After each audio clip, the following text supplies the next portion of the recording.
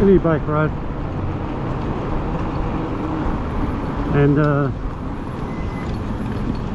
it's like 54 degrees and such and such.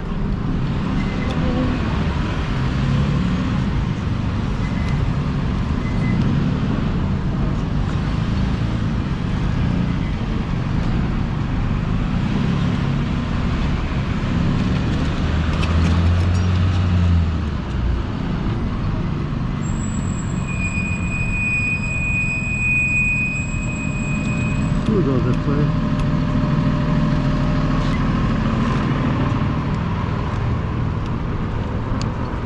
We'll take a slightly different path today. A little variation on the theme.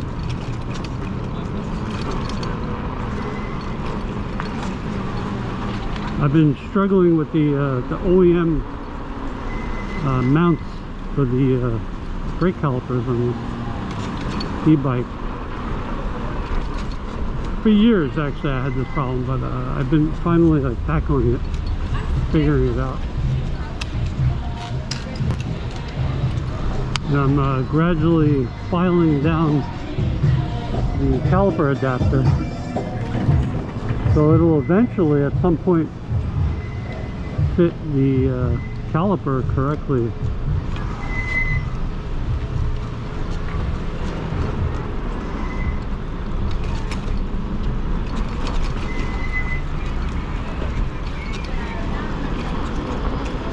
So what happens is the pads hang over the rotor a little bit, and when they wear out unevenly,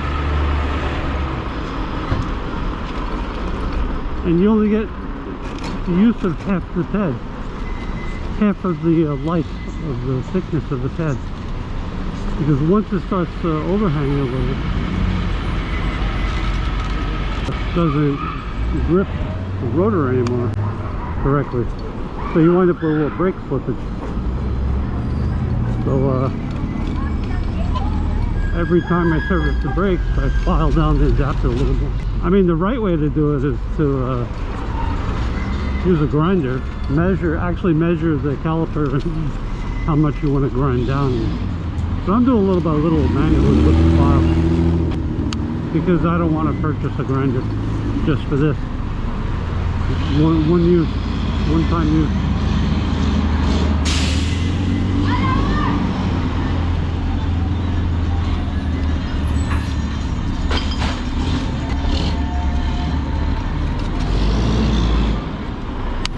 The chaotic scene. Yeah, so of course that means I have to grind the brake pad a little bit.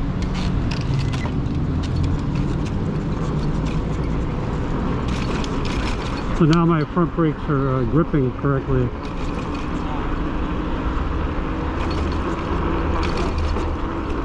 I had done that kind of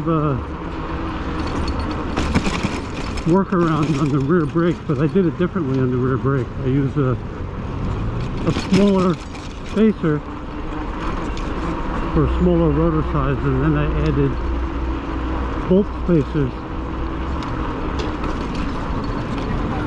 to bring it up to the level where the brake pad's not hanging.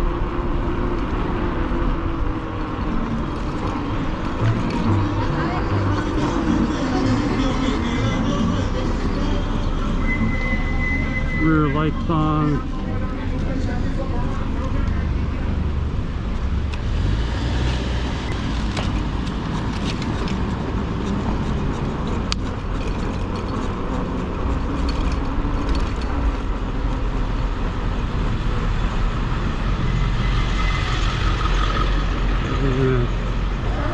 Work our way, make a left.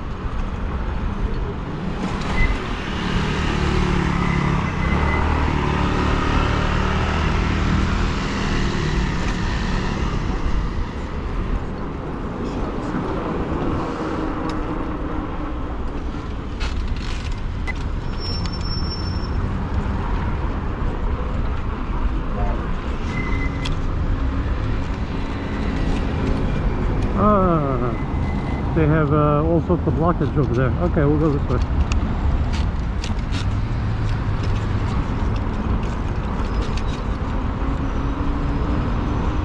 So, I mean, my advice to anyone really, if you don't know, if you're not sure, not that I'm sure, but if you're really not sure, yeah, have a bike mechanic look at it for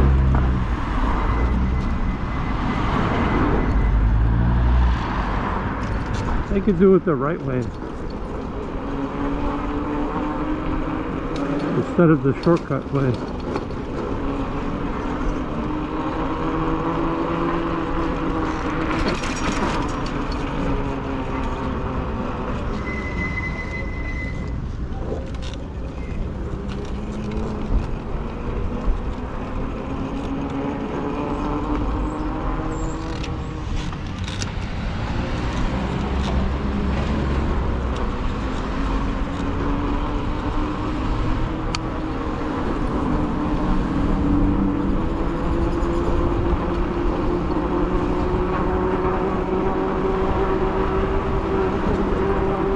Now, I know some people may be wondering, like, how does he ride so long, so far, without taking a pit stop?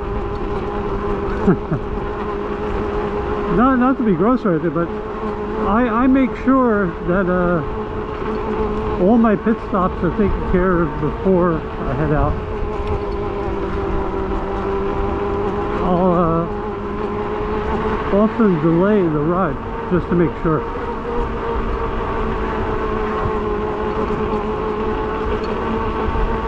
And yeah.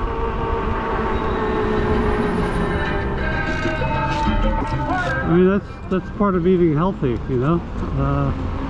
Get your greens, get your fiber, your roughage, varied diet.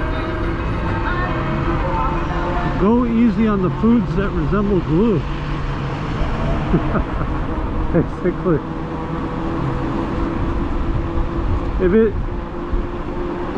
If you eat a meal and it's sticking to your teeth, like badly,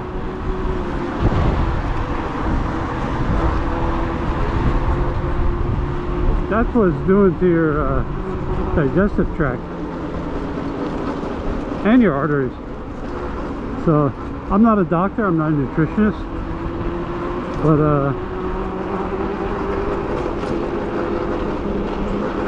yeah, it's just kind of common sense.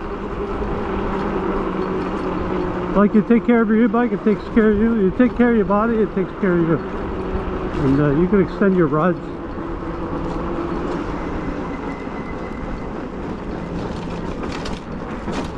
You could avoid embarrassing circumstances.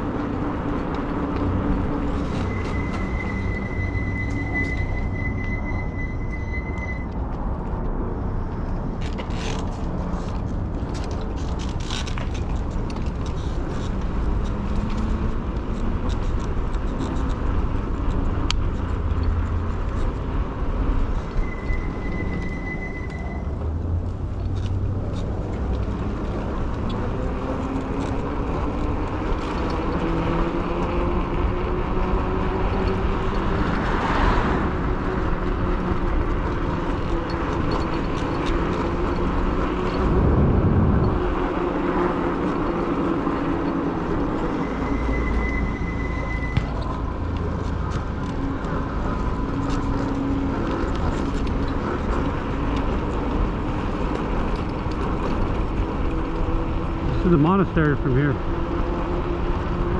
And this is the reservoir. It's been here like 150 years or something like that. I don't know how long.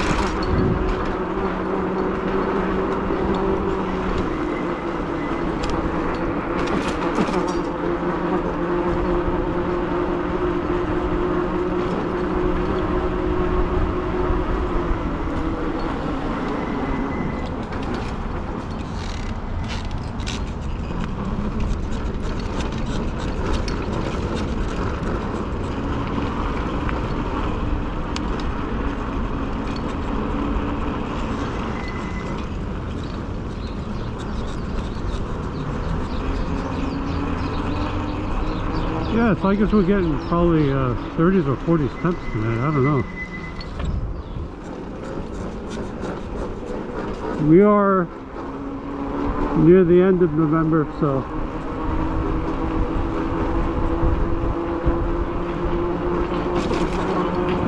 I had one blog. I edited. I'm rendering it now. I started on the next one after that. Started the edit. I got a lot of it done, but still have some more to go. Vlogging is therapeutic.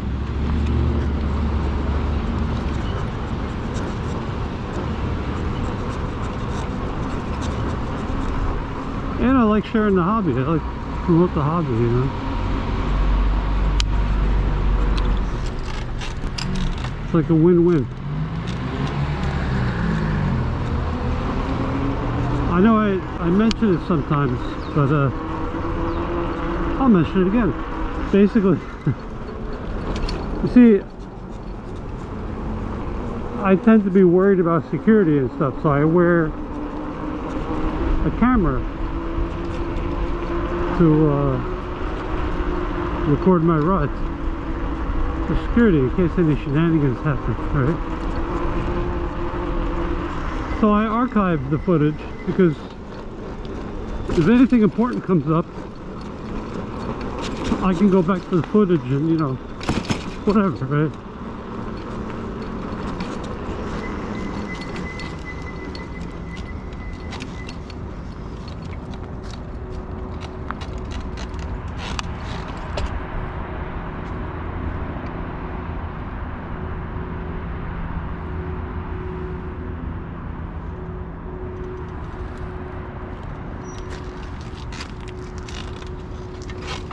parallel to that,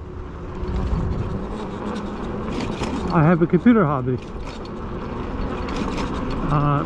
I like to use open source software, and I like to see what it can do. I like to see what's capable, you know. It not being proprietary, it's always interesting to see what it's capable of. So part of that, I've taken to seeing how it handles editing the footage that I'm recording.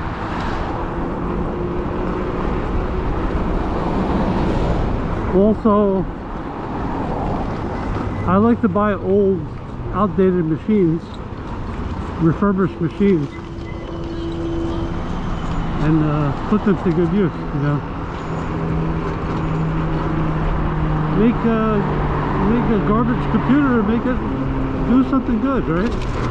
That's fun. So I edit the vlogs, the e-bike vlogs. I kind of like photography and videography as a hobby, so I try to, you know, do little shortcuts and improvements and workarounds to make the cameras work better.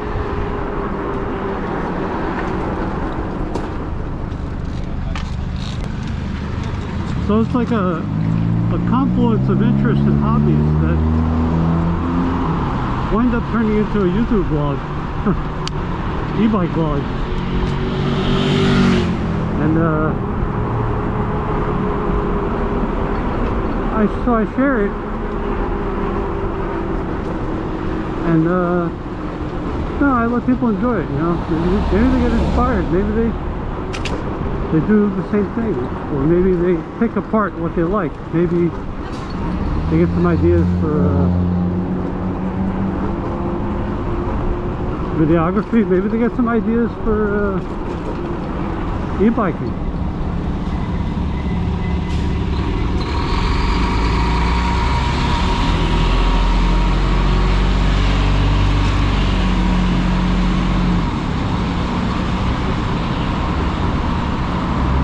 Maybe they get inspired to vlog in a low budget way, and maybe it has nothing to do with e-bikes or videography or anything.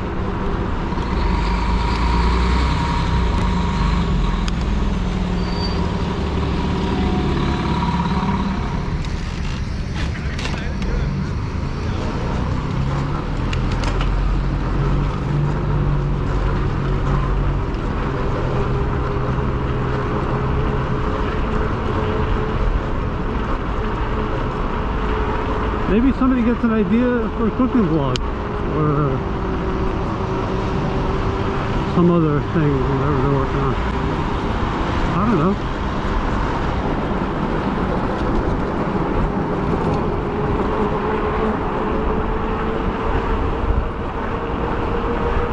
Or walking and talking vlog or something. I don't know. It's kind of, you know, everybody inspires each other.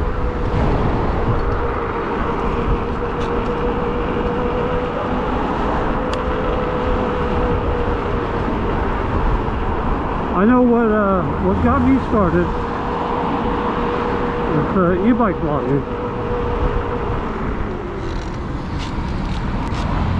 was around 2011 or around thereabouts. I had a mountain bike, and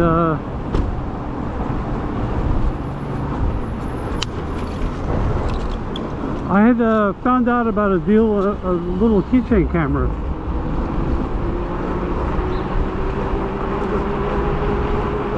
Like for dirt cheap. So I was like, oh, that's fun. It's a fun thing to toy around with. So I bought it. So after having used it in the car, I actually used it as like a dash cam for a couple of times, just to experiment with it.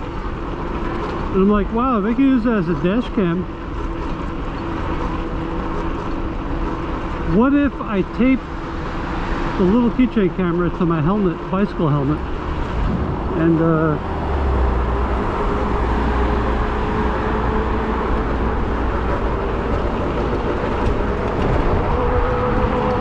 ride the mountain bike with the camera running. It'll record a certain amount of minutes. I'm like, okay, let's try this out, and I did, and I edited that video in Windows Movie Maker on my old Windows computer back then, and I saved it for years. I never thought of posting it on YouTube. I was like, oh, that's silly, you know. Well, during the pandemic, I uploaded it to YouTube. Yeah, actually, a lot of people actually took a look at it. You can find it on there, I think.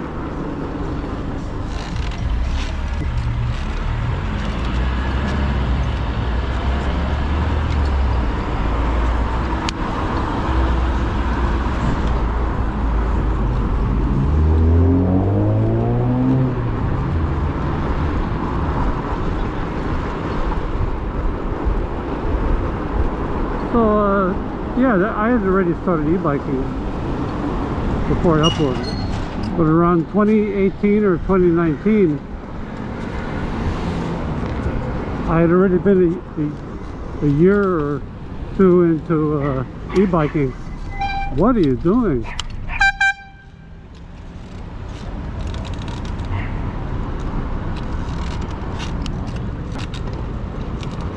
I kind of was thinking of resurrecting the idea of recording rides again, but on an e-bike instead of bicycle.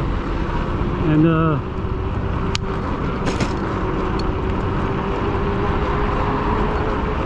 I was kind of limited to what cameras, you know. I don't have a big budget.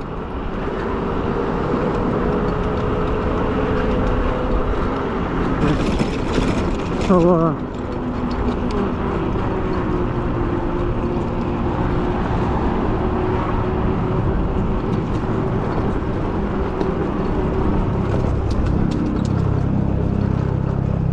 I kind of had it kind of on the back burner, and then I saw a certain vlogger on YouTube who was doing daily vlogs, and in a couple of episodes he was on an e-bike.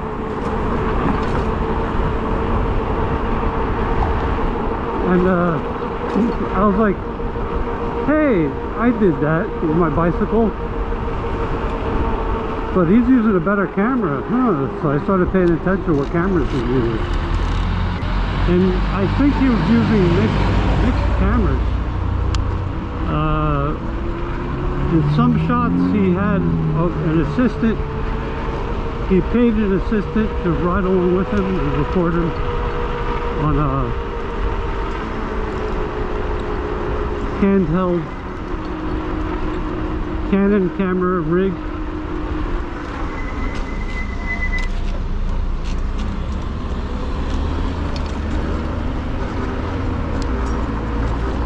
And in some shots he was using an action camera. And I'm like, oh, what camera is he using for the small camera?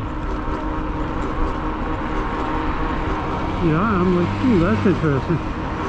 So I finally noticed he was mentioning GoPro cameras. Like, oh, okay. And then I saw another vlogger pop up around that time, about a year after, and he was doing e-bike vlogs. And I'm like, wow, you know, those shots are great from an e-bike. What's he using? And he was using GoPro cameras. I'm like, how does he have it mounted? I like the angle.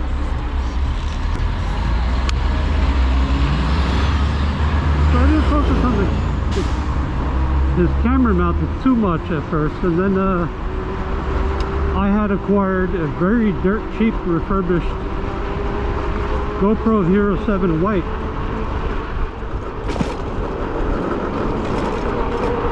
and I had mounted it on the top of my helmet. And I'm like, wow, look at that quality. But then something bothered me. It was giving a fishbowl effect in all the shots. I'm like, oh, that's weird. Mine doesn't look the same as theirs.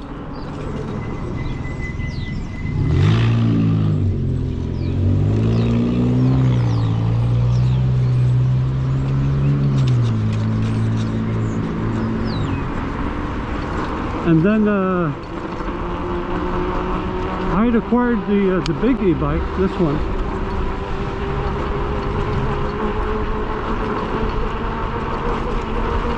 And I was like, you know, I gotta do something about the camera lens distortion. I gotta figure out how to fix that. So I tried a few things. It improved it a little bit, but I was like, nah, I'm still not getting the look that I want. No fishbowl effect, yeah. And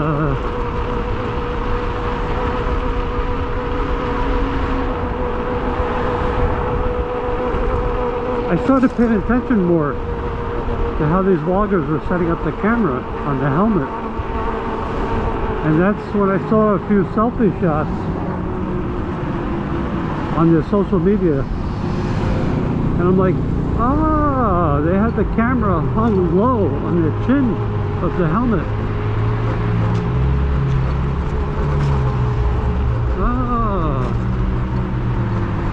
So I wound up getting a motorcycle helmet.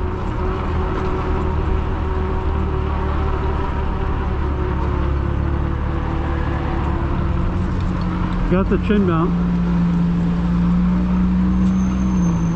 And wouldn't you know it, the angle was perfect. The lens distortion was gone, mostly.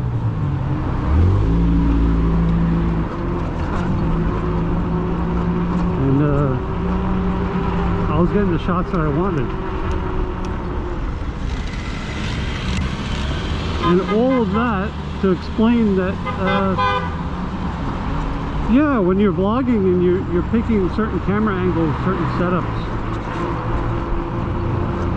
you're doing your vlog a certain way, you're inspiring other people to try their version of it.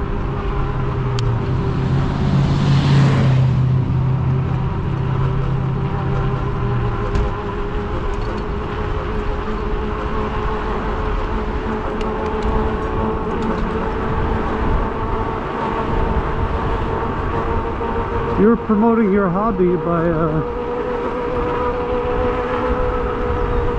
showing people your example, you know?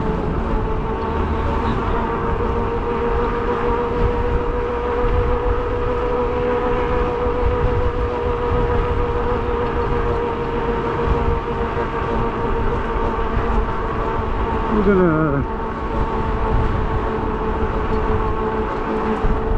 come back down on Anderson.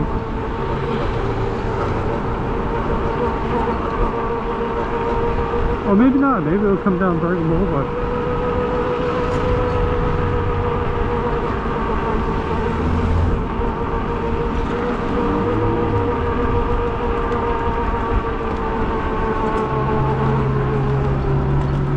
What is this?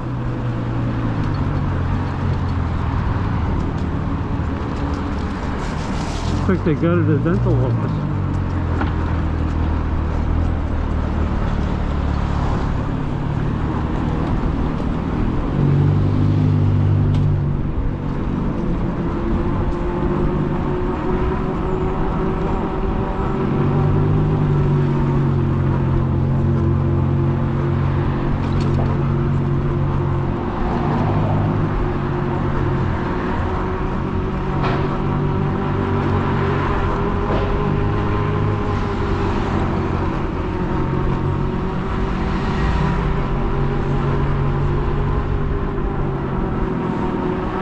I don't know if I mentioned it in the previous vlog, but I did a spot repair of my heated desk.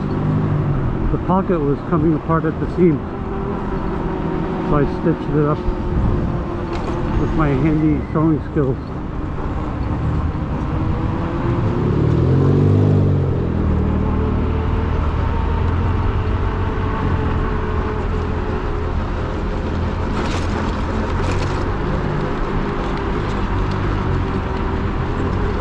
just realized that's a Tesla towing dental equipment.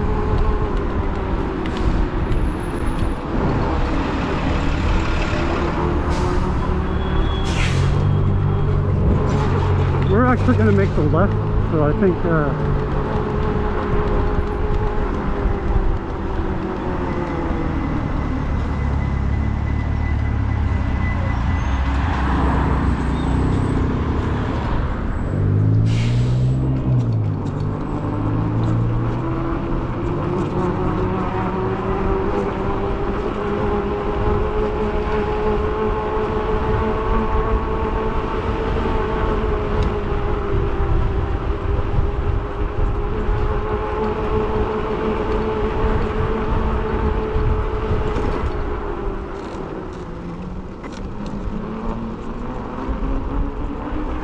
oh, I turned on the wrong block. Okay. Well, I think we could take that little shortcut.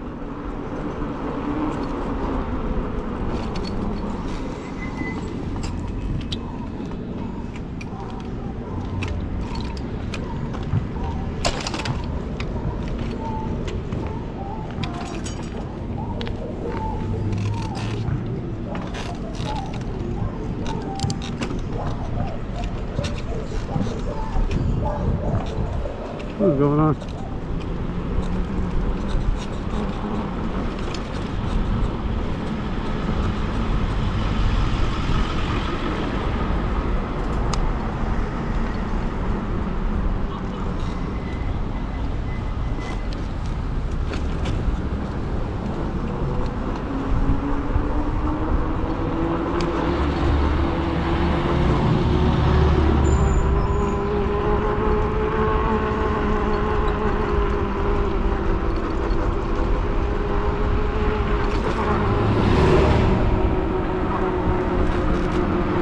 We're at 9.6 miles. Not bad for the route I'm going.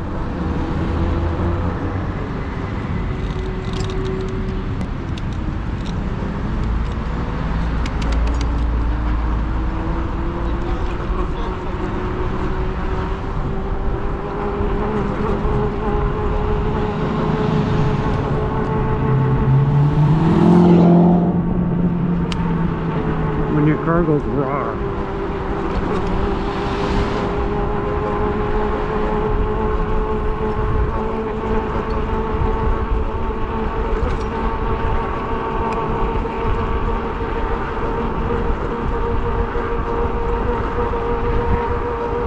Actually, we'll go down this block.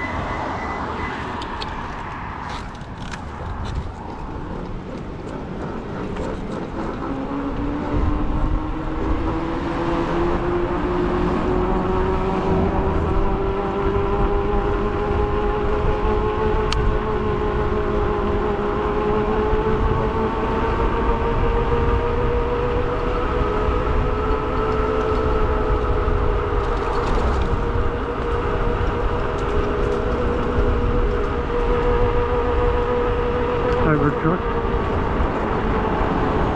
It's got the blackout decal thing.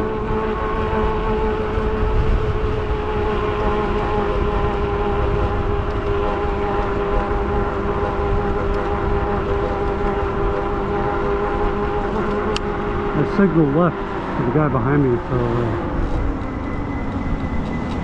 he knows not to bully me.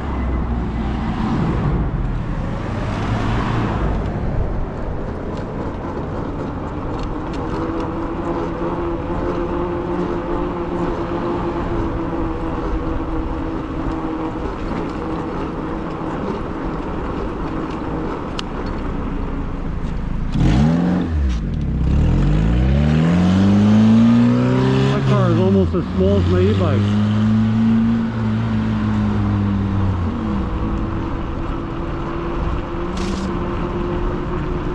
Good MR2.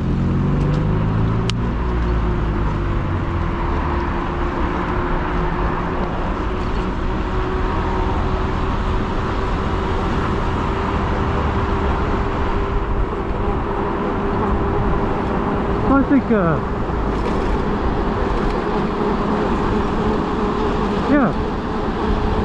So I think my little description of why I'm vlogging, what I get from it, and